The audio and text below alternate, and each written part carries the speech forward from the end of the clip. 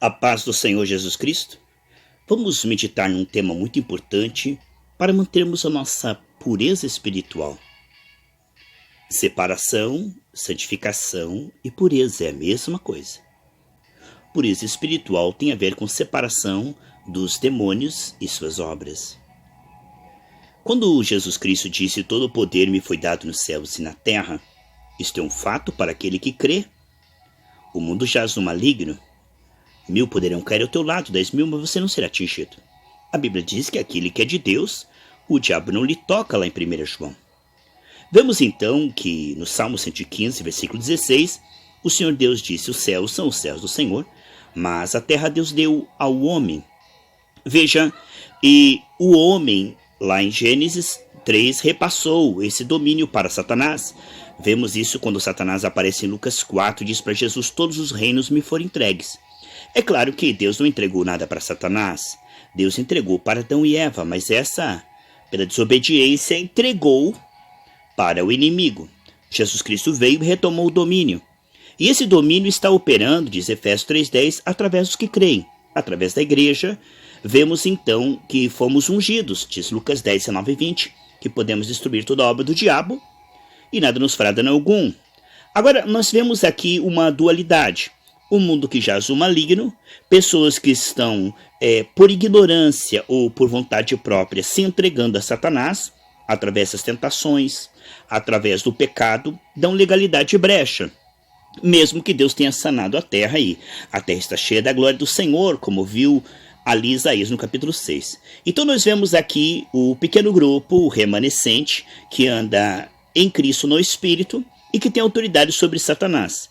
E vemos as pessoas que estão, por ignorância ou por vontade própria, satanismo, coisas assim, dando legalidade a Satanás. Agora vemos que neste meio existem territórios amaldiçoados. Vamos falar sobre isso, sobre territórios amaldiçoados, para que nós não venhamos atravessar os sinais e entrar em terra contaminada e nos contaminar. Aqui em 1 Timóteo, capítulo 5, versículo 22, diz assim: "Ninguém imponhas precipitadamente as mãos, nem participe dos pecados alheios, conserva-te a ti mesmo puro."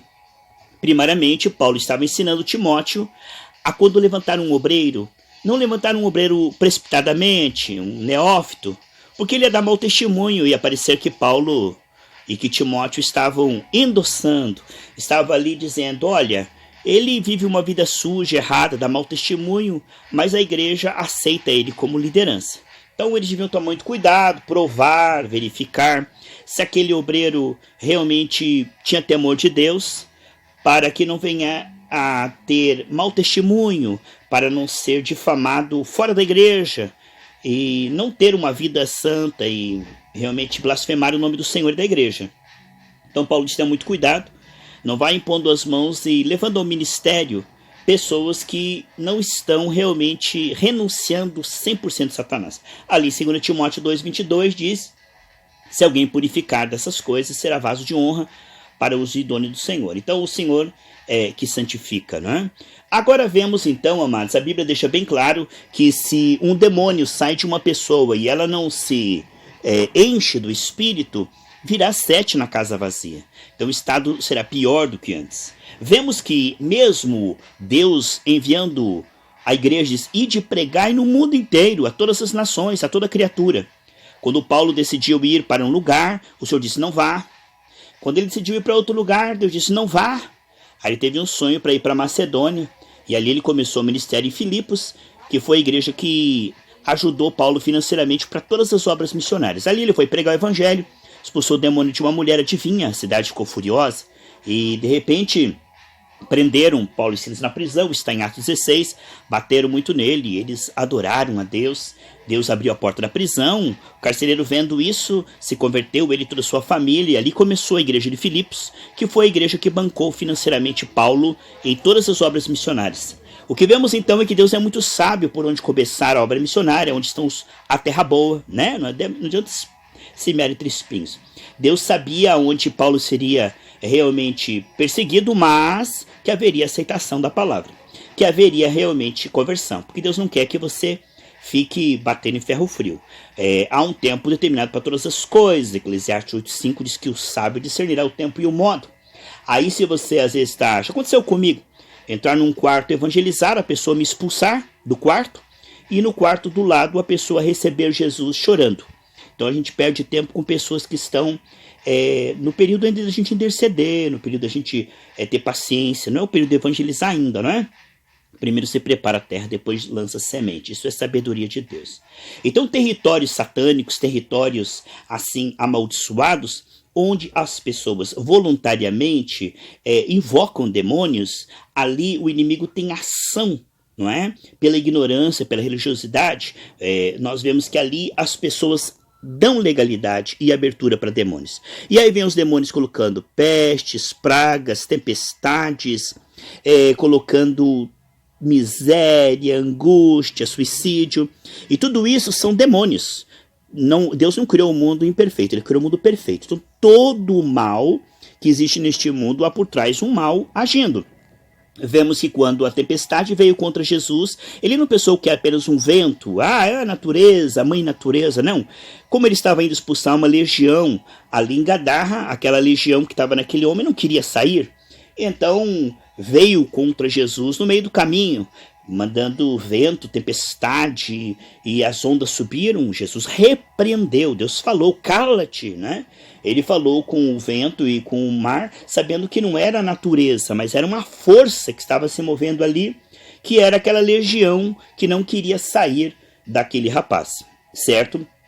Então nós vemos também outra passagem, onde Jesus chega naquela cidade, e os demônios que saem da pessoa pede para entrar nos porcos. Os demônios territoriais não gostam muito de sair de uma região, porque eles conhecem o avô, o bisavô, eles têm um conhecimento, assim como os anjos anotam tudo que a gente fala para galardão, os demônios também estudam o homem, anotam tudo. Então eles conhecem o ponto fraco de cada família, a área que o avô morreu, o bisavô. Geralmente o bisavô morre de uma doença, o avô, o pai, até que quebra-se a maldição, né?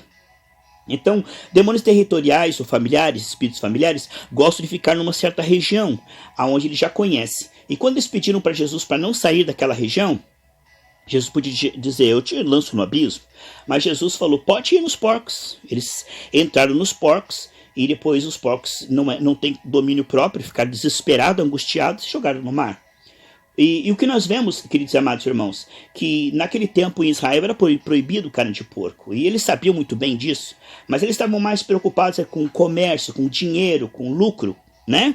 A religião do lucro, mamon. Então Jesus, sabendo que eles eram desobedientes, rebeldes, ele diz, olha, estou aqui pregando o evangelho, e eles estão aí mais preocupados com porcos, então eu vou permitir.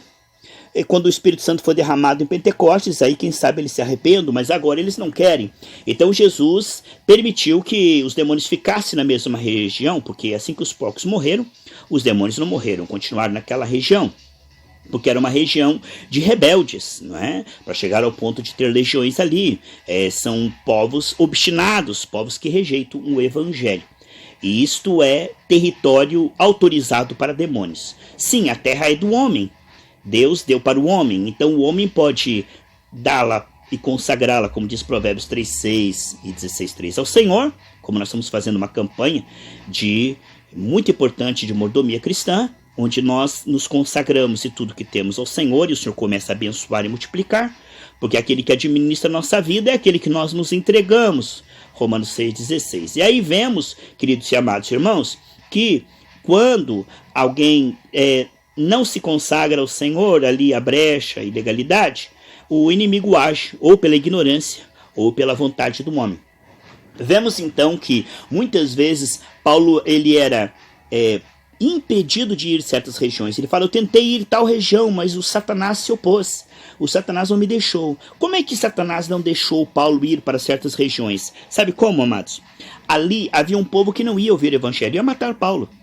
Então Deus, em sua infinita sabedoria, disse, não, eu quero que Paulo viva, escreva as cartas. Então Deus direcionava Paulo para onde o povo iria ouvir e receber. Agora, o que nós vemos, então, que Satanás impediu como? Através das pessoas que endureciam o coração, obstinavam-se na sua religiosidade e se aliavam a demônios, sejam demônios de prostituição, de avareza, nós vemos ali a idolatria, que é a soberba, a avareza, a prostituição, que abre para demônios, a menos que haja arrependimento e cobertura com o sangue de Jesus.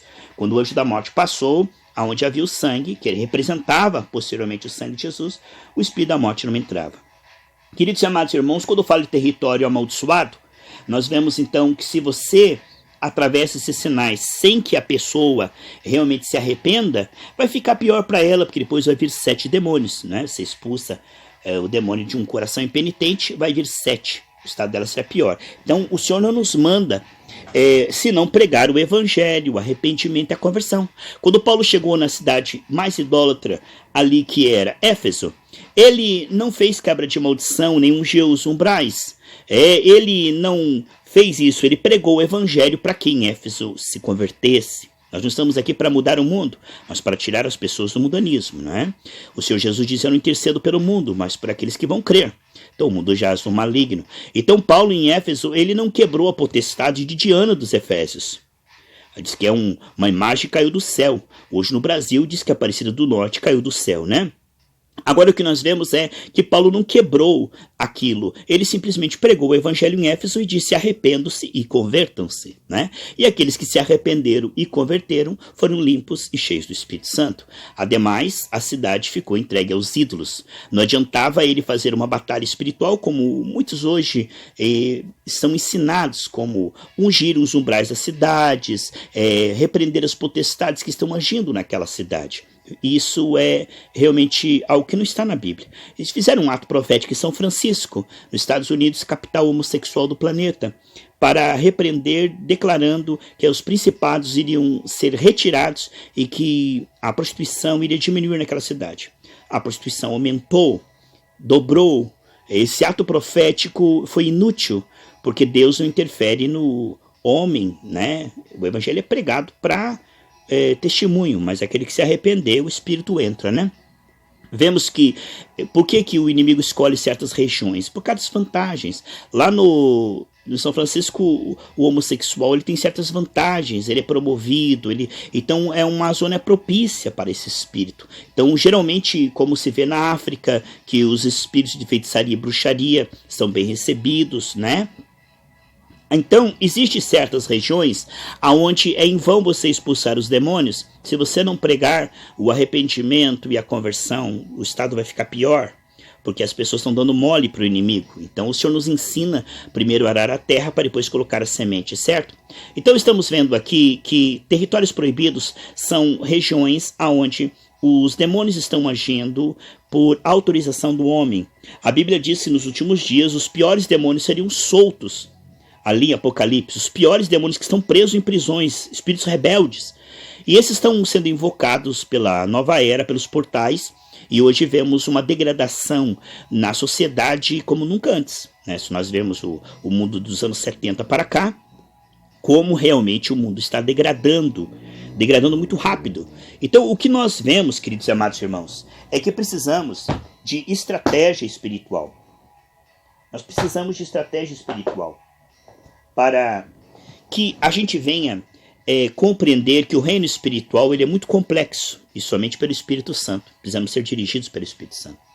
Quando nós vemos que uma nação, como no Japão, estão invocando o Deus dos mares da tempestade, tentando aplacá-lo, e adorando e cultuando, eles estão autorizando. Então, sem saber, eles estão chamando tufões, vendavais.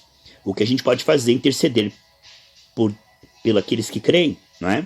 E foi o que aconteceu. Oramos lá no Japão e por causa de um cristão que ligou, a Bíblia diz em Mateus 18:18, o vento desviou-se da região daquele homem. Agora, se houver mais algum cristão na outra região, também se desviará. O Senhor diz que não destruirá uma cidade com o justo junto com os injustos. Foi o que ele fez lá em Sodoma. Ele primeiro tirou Ló para depois destruir a cidade.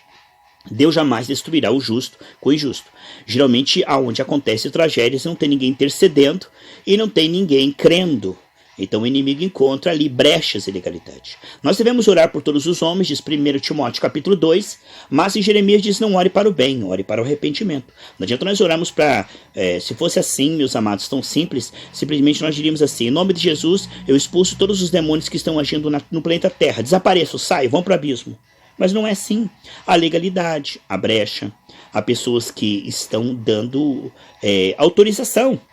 Entende? Quando você autoriza, o inimigo está ali legalmente. Então, existem territórios, por exemplo, assim, um centro de feitiçaria, um lugar onde um objeto consagrado ao demônio, né, uma imagem de escultura consagrada ao demônio, que não adianta você expulsar o demônio porque outra pessoa autorizou ele ficar.